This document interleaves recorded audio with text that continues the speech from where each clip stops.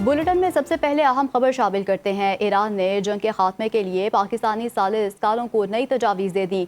Al Jazeera का ईरानी हुकाम के हवाले से ये दावा सामने आया है। इससे कबल तर्जुमान ईरानी वज़ारत ख़ारजा इस्माइल बकाई ने कहा था कि ईरान और अमरीका के दरमियान मुज़ाकरात में पाकिस्तान ही सालिस का किरदार अदा कर रहा है और इस हवाले से इस मामले में कई ममालिक मदद के लिए तैयार हैं, लेकिन मुज़ाकरात में बाज़ाब्ता सालिस की हैसियत पाकिस्तान को हासिल है। इस्माइल बकाई के मुताबिक अगर मुज़ाकरात के इनेकाद का फैसला किया गया तो इस हवाले से बाज़ाब्ता तौर पर आगाह किया जाएगा। उन्होंने मज़ीद बताया है कि ईरान और रूस के दरमियान स्ट्रेटेजिक पार्टनरशिप मुआहदा मौजूद है, जिसके तहत दोनों ममालिक के दरमियान सियासी, सिक्योरिटी और मुआशी शोबों में वसी ताउन जारी है। अहम खबर सामने आई है जिससे मुतालिक आपको बता रहे हैं कि ईरान ने जंग के खात्मे के लिए पाकिस्तानी सालिसकारों को नई तजावीज़ दे दी हैं। अल जज़ीरा का ईरानी हुकाम के हवाले से ये दावा सामने आया है। इससे कबल तर्जुमान ईरानी वज़ारत ख़ारजा इस्माइल बकाई ने कहा था कि ईरान और अमरीका के दरमियान मुज़ाकरात में पाकिस्तान ही सालिस का किरदार अदा कर रहा है। इस मामले में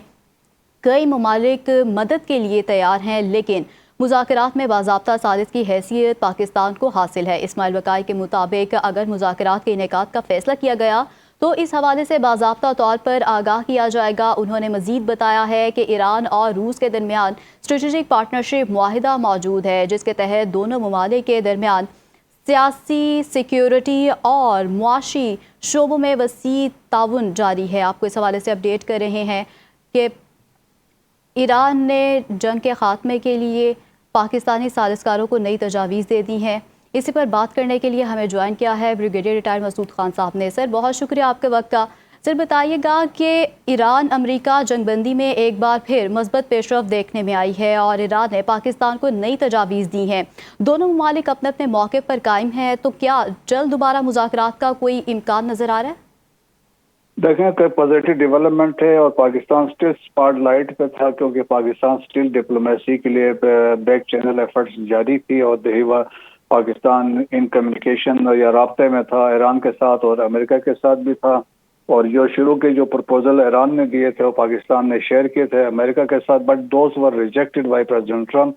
और क्योंकि उसमें ईरान ने कहा था न्यूक्लियर की हम बातचीत बाद में करेंगे, तो उस पर अमेरिका तैयार नहीं, क्योंकि प्रेसिडेंट ट्रम्प उठते बैठते वो न्यूक्लियर प्रोग्राम की बात करते हैं। सो अभी जो डेवलपमेंट हुई है जिसमें उन्होंने दे हैव सबमिटेड की एक फ्रेश प्रपोजल दिया है, और डिपेंड करता है उसके अंदर भी डोंट नो कि उसके अंदर क्या चीजें हैं, लेकिन यकीनन देखिए न्यूक्लियर एक बड़ा इंपॉर्टेंट कोर इशू है और second important is the straight of Hormuz की ओपनिंग है, तो उस पर एक है। बट साइमल्टेनियसली जो रात को एक उनको ब्रीफिंग भी दी गई है सेंटकॉम की, उसका अभी तक डिटेल्स वी डोंट नो कि उसमें क्या बातचीत हुई, लेकिन उसमें 3 ऑप्शंस पे बात हो रही थी कि लिमिटेड स्ट्राइक्स भी हों, नेवल ब्लॉकेड भी जारी रखें, और सेकंड इस पर यह था कि स्ट्रेट ऑफ हॉर्मुज़ को कैसे खुलवाया जा सकता है। एक तो उन्होंने बात की, एक इंटरनेशनल कोलिशन की भी बात की है, और सेकंड वो खुद भी ये सोच रहे हैं कि या कहीं आके खुद वहां पे ट्रुप्स को उतार के वहां से कंट्रोल किया जा सके। थर्ड था न्यूक्लियर फैसिलिटी जो मटेरियल है उसको कैसे उनको वहां से रिकवर किया जा सकता है। सो ये ऑप्शन भी साइमल्टेनियसली चल रही हैं। फिर साथ साथ मिसाइल्स की भी बात हो रही है, एक डार्क ईगल मिसाइल की शिफ्टिंग की बात हो रही है, तो बहुत सारी चीजें हैं। तो देखें कि एक किस्म का था कि एस्केलेट टू डी एस्केलेट है, लेकिन ये है कि दोनों वो कंट्रीज है कि वो चाहते हैं ऑफ रैम्प कोई ना कोई मसला सेटल हो जाए, they want to end the conflict, और इसके लिए ये बातचीत चल रही है। लेकिन दोनों के लिए मसला ये है कि पब्लिक प्रेशर है दोनों तरफ से, और दोनों चाहेंगे कि एक ऐसा agreement understanding between the two countries हो जो एक्सेप्टेबल हो उनके पब्लिक के लिए। पब्लिक तो दैट इज वेरी इंपॉर्टेंट। तो एक अच्छी पॉजिटिव डेवलपमेंट हुई है। No it is up to the American, उस पर क्या वो फैसला करते हैं। हो सकता है वो आज रात या कल तक हमें ये चीजें क्लैरिटी के साथ पता चलेंगे कि वो अमेरिका इस पर क्या रिस्पॉन्ड करता है। बिल्कुल ऐसे ही है। ब्रिगेडियर साहब, ये भी बताएगा कि हमने देखा है कि आबनाए हुर्मुज़ की बंदिश से पाकिस्तान समेत पूरी दुनिया मुतासिर हुई है और पूरी दुनिया की इकॉनमी ही इससे मुतासिर हुई है। तो पाकिस्तान में गुज़श्ता रोज़ भी पेट्रोलियम मसनूआत की कीमतों में इजाफा भी हुआ है, और दूसरी जानिब हम देखते हैं कि ट्रंप भी ये कह चुके हैं कि अमेरिका नहीं यूरोप को हुर्मुज़ की ज़रूरत है। तो ये तमाम तर सूरत हाल, ये तमाम तर जो मसाइल हैं वो किस तरह से हल होंगे? ये देखें कि एक बड़ी इंपॉर्टेंट बात ये है कि ये जो मसला है अब ये ग्लोबल इकोनॉमी की बात हो रही है। Half of the world economy भी नहीं तो बल्कि पूरी इंटायर वर्ल्ड इकोनॉमी इससे इसके इम्प्लीकेशंस हैं। آپ دیکھیں کہ انڈیا اور بنگلہ دیش کے ٹیکسٹائلز مل بند ہو گئی ہیں، فار ایسٹ ایشیا میں تیل کی راشننگ کر رہے ہیں، دنیا کی بہت ساری اکانومیز میں ریسیشن کے آثار نمودار ہو رہے ہیں. یو اے جیسا امیر ملک جو $2 ٹریلین کی ویلتھ ہے، they are asking relief, financial relief from United States, وہ بات ہو رہی ہے. اور اس کے علاوہ دیکھیں کہ جو فیول کی جو پرائسز ہے وہ $110 اوپر چڑھی ہیں، تو وہ بہت سارے مسائل ہیں. پھر خطے کے اندر ریجنل بھی مسائل ہیں، انٹرنیشنل بھی ہے. تو دیر فور دیکھیں کہ کنسرن انٹرنیشنل کمیونٹی کا بھی کنسرن ہے، امریکہ کا کنسرن کے علاوہ چائنا کا بھی، رشیا کا بھی ایک کنسرن ہے، فار ایسٹ ایشیا کے ممالک کا ہے. سو دیر فور وہ چاہیں گے کسی بھی طریقے سے جلدی سیٹلمنٹ ہو جائے، اور ان کی فورموسٹ یہی ہوگی کہ ایگریمنٹ ہو اور یہ اسٹریٹ آف ہارمز کو کھولا جائے. تو دیٹس وائی آپ دیکھیں کہ اب اتنا پریشر ہے کہ دنیا اب اسٹڈیز یہ کر رہے ہیں کہ ہم الٹرنیٹیو مینس پہ جائیں، راستے بائی پاس کریں اسٹریٹ آف ہارمز کو. اب اس پہ بھی اسٹڈی ہے. اب ایران کے لیے کیا مسئلہ ہوا ہے؟ Iran has not become a land lock country, کیونکہ naval blockade is in place جو امریکہ کی طرف سے. سو دیر از نو ایگزٹ فار ایران. تو ایران کے لیے مسائل ہو گئے، اکانومی ریونیو کو جنریٹ کرنا. سو دو آنلی وہ ہے ابھی لینڈ روٹس کا کوئی رابطے ہیں، وہ یا عراق کے ذریعے ہو سکتا ہے، یا پاکستان ہے، یا ترکمانستان ہے، یا آذربائیجان ہے. ریسٹ باقی ان کے جو سمندر کے راستے بند ہو گئے ہیں. اسی طرح GCC کنٹریز کے لیے بڑا مسئلہ ہے. اسپیشلی دیکھیں سعودی عرب و UAE نے تو اپنے کچھ چیزیں ویسٹرن سائڈ پہ ایڈجسٹ کی ہیں پائپ لائنز کے ذریعے، لیکن پریشر پڑ رہا ہے بحرین پہ، قطر پہ، عراق پہ، اور اس کی طرح UAE اس پہ قطر پہ. تو بہت سارے مسئلے. سو دنیا چاہے گی کہ سیٹلمنٹ جلدی ہو جائے. دیٹس وائی امریکہ کی یہ بھی ایک پروپوزل تھی فارمنگ اینڈ انٹرنیشنل کولیشن کی، وہ اسٹریٹ آف ہارمز کو کھولے اور اس پہ اس کو تاکہ فیسیلیٹیٹ ہو. اور لیکن اب اس پہ بھی سوال ہو رہا ہے کہ ایران نے کلیم کیا کہ ہماری سوورینٹی اس پہ رہے گی، تو وہ بھی بڑا مسئلہ ہے. سو میرا خیال میں یہ جب تک بات چیت پہ نہیں بیٹھیں گے یہ چیزیں سیٹل ہوں گی نہیں. تو that's why it is very important جو ایران نے آج پروپوزلس اپنے دیے ہیں کہ اس میں کیا کیا چیزیں ہیں. تو دیٹس وائی ہو سکتا ہے کہ نیئر فیوچر میں لائکلی جب ایک انڈرسٹینڈنگ ڈیولپ ہو، کیونکہ ٹرمپ کا ماننا ہے کہ اگر ہم 18 گھنٹے ٹریول کر کے جائیں اور کوئی آؤٹ کم نہ نکلے تو فائدہ کچھ نہیں ہے.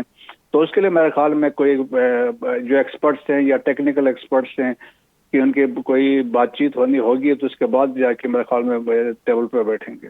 ہمیں جوائن کیا ہے عبداللہ حمید گل صاحب نے. سر بہت شکریہ آپ کے وقت کا. میں آپ سے سوال کروں گی کہ ایران امریکہ جنگ بندی ایک بار پھر سے مثبت پیش رفت دیکھنے میں آئی ہے اور ایران نے پاکستان کو نئی تجاویز بھی دی ہیں، کیا کہیں گے آپ اس حوالے سے؟ بسم اللہ الرحمن الرحیم. بہت شکریہ. دیکھیں ایران کی تجاویز جو ہیں وہ ظاہر ہے بنیادی جو تجاویز ہیں وہ تو وہی ہیں جو کہ پہلے انہوں نے اپنا ایجنڈا پیش کر دیا تھا JD وینس صاحب کو، اور اس سے آبنائے ہرمز بھی کھل گئی تھی ہمارے آرمی چیف صاحب کی انٹروینشن سے. اور میرے خیال میں یہ ایک بڑا ایرانی قوم نے پاکستانی قوم پر بھروسہ کیا، ہماری لیڈرشپ پہ بھروسہ کیا. لیکن اس بھروسے کو ٹھیس تو امریکہ نے پہنچائی، کیونکہ امریکہ نے جا کے پھر آبنائے ہرمز بند کر دی. کیوں بند کر دی؟ اب یہ دیکھنا بڑا ضروری ہے، کیونکہ امریکہ ہر روز ہم سارے جو میڈیا پہ بیٹھ کے صرف امریکہ کے موقف کو پیش کرتے ہیں، ہمیں ایران کے موقف کو بھی سمجھنا ضروری ہے. کیونکہ امریکہ بڑا ہے اس لیے ہمیں ان کے سامنے مان جانا چاہیے، کیونکہ امریکہ طاقتور ہے اس لیے ہمیں ان کے سامنے جھک جانا چاہیے. کیوں جھک جائیں؟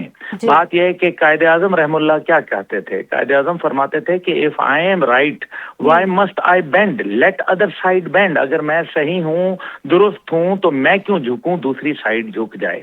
اور پھر دیکھا ہم نے کہ دنیا پاکستان کے بننے وقت جھکی، پاکستان کے سامنے قائد کے مطالبات کے سامنے جھکنا پڑا. آج ایران کے سامنے یہ جھکیں گے، آپ میری بات لکھ لیں. اور اس کی سب سے بڑی وجہ یہ ہے کہ امریکہ ٹوٹل کی جنگ جو ہے وہ مس کیلکولیشن کے اوپر آ رہا ہے. اس ٹائم پہ جہاں ایران کو تکالیف ہیں، پریشانیاں ہیں، بہت مشکلات ہیں، کوئی دوسری رائے نہیں ہے. ٹیلی ویژن پہ بیٹھ کے میں بڑے سے بھاشن دے سکتا ہوں، لیکن حقیقت یہ ہے کہ وہاں بہت مشکل صورتحال ہے. لیکن اس کے باوجود کیا ان لوگوں نے یہ باتیں پہلے طے نہیں کی تھیں؟ کیا امریکہ کے ساتھ JCPOA کے اندر 2015 میں معاہدہ نہیں ہوا تھا क्या डोनाल्ड ट्रंप उससे बेहतर डील निकालने की कोशिश में है, जो कि मेरे ख्याल है मुमकिन नहीं हो सकती।